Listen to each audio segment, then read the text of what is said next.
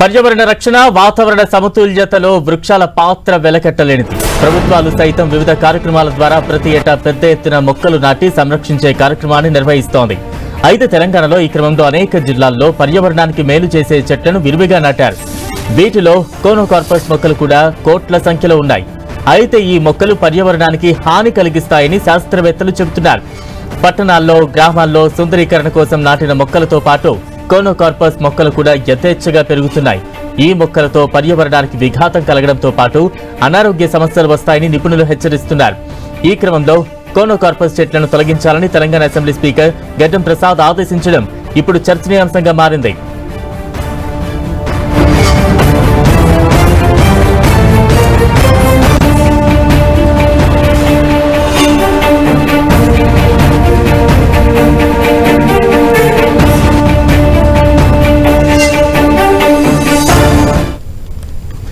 Conocarpus చెట్లకు సంబంధించి పర్యావరణవేత్తలు అయితే ఆందోళన వ్యక్తం చేస్తూ ఉన్నారు. తాజా అప్డేట్స్ అందించేందుకు మా ప్రతినిధి రాముడు, అలాగే కరీంనగర్ నుంచి సతీష్ ప్రస్తుతం మనకు లైవ్ లో అందుబాటులో ఉన్నారు. ముందు రాముడు దగ్గరికి వెళ్దాం. రాముడు, ఈ చెట్లకు సంబంధించి పర్యావరణవేత్తలు కావచ్చు, సామాన్య ప్రజల నుంచి ఎటువంటి ఆందోళన వ్యక్తం అవుతోంది? ముఖ్యంగా నగరంలో ఇవి ఏ మేరకు విస్తరించి ఉన్నాయి? హైదరాబాద్ నగరంలో హరితహారం ప్రారంభించినప్పటి నుంచి 2016లో హరితహారం ప్రారంభించినప్పటి నుంచి వేగంగా పెరిగేటువంటి మొక్కలను ఎంపిక చేశారు. అందులో కోనోకార్పస్ కూడా ఒకటి. ఇది ప్రధానంగా ఈ ఎడారి దేశాల్లో చాలా వేగంగా పెరగడం కానీ ఇబ్బందులు లేకుండా పెరుగుతున్నటువంటి నేపథ్యంలో ఇక్కడ కూడా పెంచాలని ప్రభుత్వం నిర్ణయించింది. అందులో భాగంగానే హరితహారంలో భాగంగా జీహెచ్ఎంసీలో 2016 నుంచి 2021 వరకు పెద్ద మొత్తంలో చెట్లను నాటారు. దాని ద్వారానే అనేక ప్రాంతాల్లో రోడ్డు సెంటర్లో కానీ, అదేవిధంగా పార్కులు కానీ, కాలనీల వద్ద, అదేవిధంగా రోడ్డు పరిసర అంటే రోడ్డుకు ఇరువైపులా కూడా ఎవెన్యూ ప్లాంటేషన్ కూడా ఈ మొక్కలను చేయడం జరిగింది. దాంతో చాలా ఎక్కువగా ఏపుగా వేగంగా పెరిగినాయి. చాలా పచ్చదనం కూడా కనిపించింది. అయితే ఆ మధ్యకాలంలో వచ్చినటువంటి కొన్ని స్టడీస్ కానీ, సోషల్ మీడియాలో వచ్చినటువంటి వార్తల వల్ల కానీ పబ్లిక్ కొంత ప్యానిక్ అయ్యి జీహెచ్ఎంసీకి కూడా అనేక ఫిర్యాదులు చేశారు. దాంతో ప్రభుత్వానికి కూడా ఈ ఫిర్యాదులు అందాయి. దాంతో 2021లో ఈ మొక్కలను పెంచవద్దు, అదేవిధంగా నాటవద్దు అనేటువంటి ఆదేశాలను మాత్రం అటవీశాఖ, తెలంగాణ అటవీశాఖ అన్ని డిపార్ట్మెంట్లకు పంపింది. ఇటు జీహెచ్ఎంసీకి కూడా ఆ నిబంధనలు రావడంతో అప్పటి నుంచి జీహెచ్ఎంసీ నర్సరీల్లో వీటిని పెంచడం దాదాపుగా మానివేశారని చెప్పొచ్చు. పూర్తిగా లేవు, కానీ కొన్ని ప్రాంతాల్లో ఏవైతే మొక్కలు ఉన్నాయో ఆ మొక్కలు అదేవిధంగా పెరుగుతున్నాయి. ఎక్కడైతే ఇబ్బందికరంగా మారి లేదంటే ట్రిమ్ చేయాల్సినటువంటి పరిస్థితులు ఉంటాయో అట్లాంటి వద్ద మాత్రం తొలగించారు. అంతేకాకుండా జీహెచ్ఎంసీకి, ప్రజావానికి కానీ, అదేవిధంగా అర్బన్ బయోడైవర్సిటీ వింగ్కు కానీ భారీగా ఫిర్యాదులు రావడం జరిగింది. అనేక కాలనీ సంక్షేమ సంఘాల నుంచి కానీ, వ్యక్తుల నుంచి కానీ ఫిర్యాదులు వచ్చాయి. అయితే వాళ్ళు ఇది ఎక్కడ కూడా కొంతమంది ఆందోళన చెందుతున్నట్టుగా సైంటిఫిక్గా మాత్రం కొన్ని రుజువులు రాలేదు, కాబట్టి వాటిని మేము కొట్టివేయమంటూ కొన్ని ప్రాంతాల్లో అయితే తొలగించినటువంటి పరిస్థితి ఉంది. ఇప్పుడు ఏకంగా అసెంబ్లీ స్పీకరే ఈ అంశాన్ని లేవనెత్తడం ఒక చర్చనీయాంశంగా మారింది. జీహెచ్ఎంసీ పరిధిలో ఉండేటువంటి దాదాపు 900కు పైగా పార్కులు ఉన్నాయి. అంతేకాకుండా రోడ్ సైడ్ దాదాపు 9000 కిలోమీటర్ల రోడ్లు హైదరాబాద్ నగరంలో ఉంటే రోడ్డుకి ఇరువైపులా కొన్ని ప్రాంతాల్లో ఎక్కువగా చెట్లున్నాయి. అంతేకాకుండా రోడ్డు సెంటర్ మీడియంలో కూడా ఈ విధమైనటువంటి చెట్లున్నాయి, చాలా ఏపుగా పెరుగుతున్నాయి.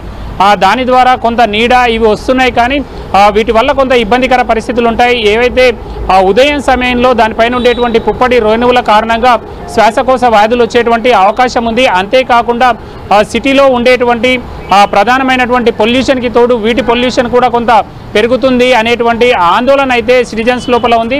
సిటిజన్స్ నుంచి జీహెచ్ఎంసీ యూబీడీ వింగ్ కానీ, జీహెచ్ఎంసీ ప్రధాన కార్యాలయానికి, సర్కిల్ కార్యాలయాలకు కూడా పెద్ద ఎత్తున అయితే వీటిపైన ఫిర్యాదులు రావడం జరిగింది.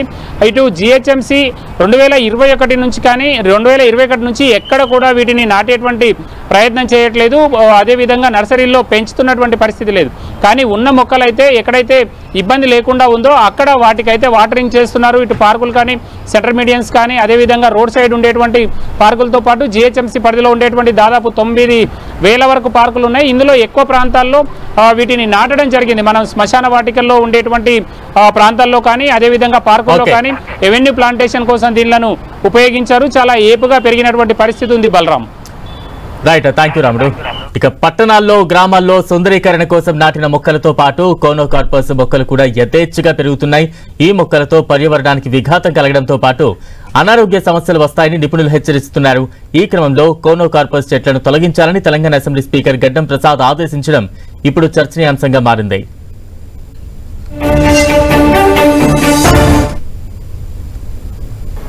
ఈ హరితారము 10 సంవత్సరాల నుంచి 200 చిల్లర మొక్కలు కోట్ల మొక్కలు నాటినామని చెప్పిండ్రు. నా దృష్టికి వచ్చింది ఏంటంటే కోనా కార్పస్ అని చెప్పేసి ఒక చెట్టు ఉంది. అది దానికి నీళ్ళు అవసరం లేదు, పెడితే ఆడ పెరుగుతుంది. అది ఆక్సిజన్ తీసుకుంటుంది, కార్బన్ డైఆక్సైడ్ వదులుతుంది. పిట్ట కూడా దాని మీద కూసోదు. అట్లాంటి చెట్లు మీరు తెలంగాణ రాష్ట్రం మొత్తం పెట్టింది. ఒకటి 1 మినిట్ నేను ప్రభుత్వానికి కూడా సూచన ఏం చేస్తుందంటే ఈ కోనా కార్పస్ చెట్లు ఎక్కడైతున్నాయో వాటిని అన్నిటినీ తీసేయవలసిందిగా ప్రభుత్వానికి నేను ఈ కోనోకార్పస్ చెట్లు చాలా ప్రమాదకరమైనవంటూ కూడా అసెంబ్లీలో స్పీకర్ చెప్పడానికి మనం ఇప్పటి వరకు చూసాం. తాజా అప్డేట్స్ అందించేందుకు మా ప్రతినిధి సతీష్ సిద్ధంగా ఉన్నారు. సతీష్, ఈ కోనోకార్పస్ మొక్కల పేరు వింటేనే ఇటు పర్యావరణవేత్తలు కావచ్చు, అదేవిధంగా వృక్షశాస్త్రవేత్తలు కావచ్చు, వీరంతా కూడా ఒక ఆందోళన వ్యక్తం చేస్తున్నారు. ఈ కోనోకార్పస్ చెట్లు ఇటు పర్యావరణానికి విఘాతం కలిగించడంతో పాటు చాలా అనారోగ్య సమస్యలకు గురి చేస్తాయని చెప్పి చాలా ప్రయోగాల్లో వెల్లడైంది. ఈ చెట్లను నాటవద్దని చెప్పి ఇటు వృక్షశాస్త్ర నిపుణులు ప్రభుత్వాన్ని సూచించినప్పటికీ హరితహారంలో భాగంగా చాలా చోట్ల పెద్ద ఎత్తున ఈ చెట్లను నాటడం జరిగింది. అవన్నీ కూడా చాలా ఏపుగా పెరిగాయి. కొన్ని చోట్ల ఇవంతా కూడా పర్యావరణానికి హాని కలిగిస్తాయని చెప్పి భావించినటువంటి నేపథ్యంలో వాటిని కొన్ని చోట్ల తొలగించడం జరిగింది. కానీ కొన్ని చోట్ల మాత్రం ప్రధాన కూడల్లో కావచ్చు, పార్కుల్లో కావచ్చు నాటినటువంటి మొక్కలన్నీ కూడా ఇంకా కూడా అలాగేనే ఉండిపోయాయి. వాటిని అన్నీ కూడా చాలా లోతుగా వేళ్ళన్నీ కూడా లోతుగా వెళ్తుంటాయి. ఆ చెట్లను అంతా కూడా ఏ సీజన్లో అయినా కూడా పూర్తిగా పచ్చదనంతో నిండి ఉండడంతో ఈ మొక్కలు చూడడానికి కొంత ఆకర్షణీయంగా ఉన్నప్పటికీ మొక్కల నుంచి వెలువడేటువంటి విషవాయువులు కావచ్చు, ఇది పర్యావరణానికి కలిగించేటువంటి నష్టం కావచ్చు, అంతా కూడా చాలా నష్టదాయకంగా ఉంటుంది. ఈ చెట్లను ఒక రకంగా డెవిల్ ట్రీస్ అని కూడా పిలవడం జరుగుతుంది. ఉష్ణమండల ప్రాంతాల్లో, తీర ప్రాంతాల్లో, మడ అడవుల్లో కోనోకార్పస్ చెట్లు ఎక్కువగా పెరుగుతుంటాయి. ఈ కోనోకార్పస్ మొక్కల్లో అనేక ఉపజాతులు కూడా ఉన్నాయి. వీటిని మాంగ్రోవ్ మొక్కలను కూడా పిలవడం జరుగుతుంది. తీర ప్రాంతాల్లో ప్రవాహాలను తట్టుకునే విధంగా మొక్కలను వేర్లన్నీ కూడా బురద నేలల్లో చొచ్చుకొని పోయి ఉంటాయి.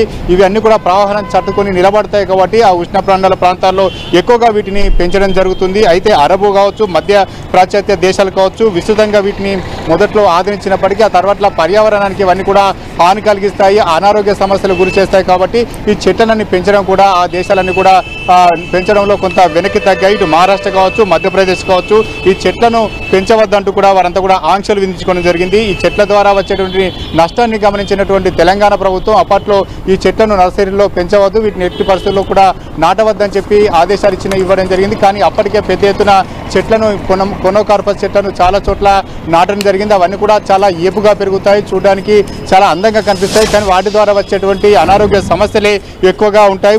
వీటి నుండి పుష్పాల నుండి వెదజల్లేటువంటి పుప్పడి వల్ల చాలా అలర్జీ కావచ్చు, శ్వాసకోశ అస్తమా కావచ్చు సమస్యలు చాలా కూడా వస్తాయని చెప్పి చాలా పరిశోధనలో వెల్లడాయి. వీటిపైన పక్షులు కూళ్ళు కట్టుకోవు, అదేవిధంగా వీటి ఆకులను జంతువులు కూడా కనీసం తినవు. కాబట్టి వీటిని పెంచవద్దనేది డిమాండ్ చాలా రోజులుగా వినిపిస్తుంది. అయితే ఈ చెట్లను నాటినటువంటి సందర్భంలో వీటిని తొలగించకుండా చాలా చోట్ల కూడా అలాగే ఉండిపోయాయి. ఈ కోనోకార్పస్ చెట్లు ప్రస్తుతం అయితే కొంత చర్చనీయాంశంగా ఉంది.